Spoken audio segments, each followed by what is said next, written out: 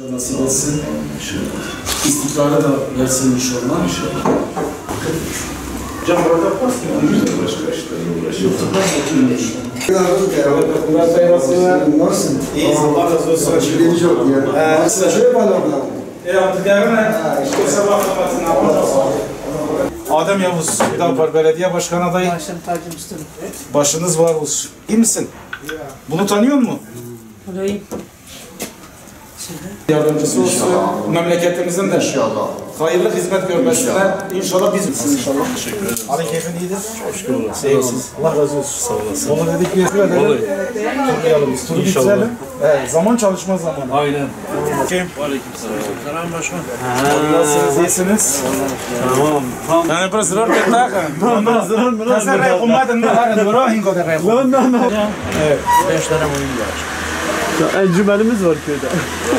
Arkadaşımız değil mi? Eyvallah. Resulullah dönem okulda aynı dönemde miydiniz Resul?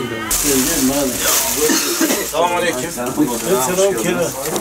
İyisiniz inşallah. Hareketin iyidir.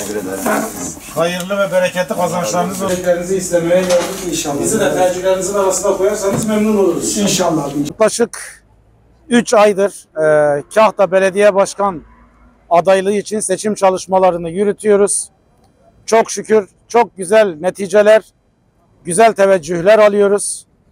Esnaf esnaf dolaşıyoruz, sokak sokak dolaşıyoruz, evlere gidiyoruz.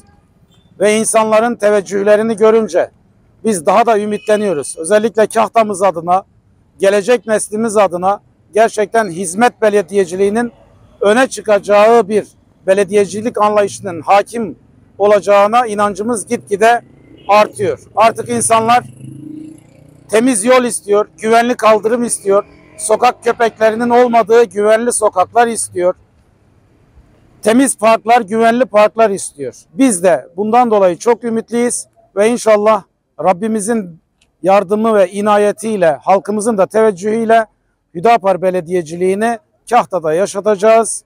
Gelecek nesillere hem imarı güzel hem de ihyası güzel bir şehir ve nesil bırakacağız. Teşekkür ediyorum.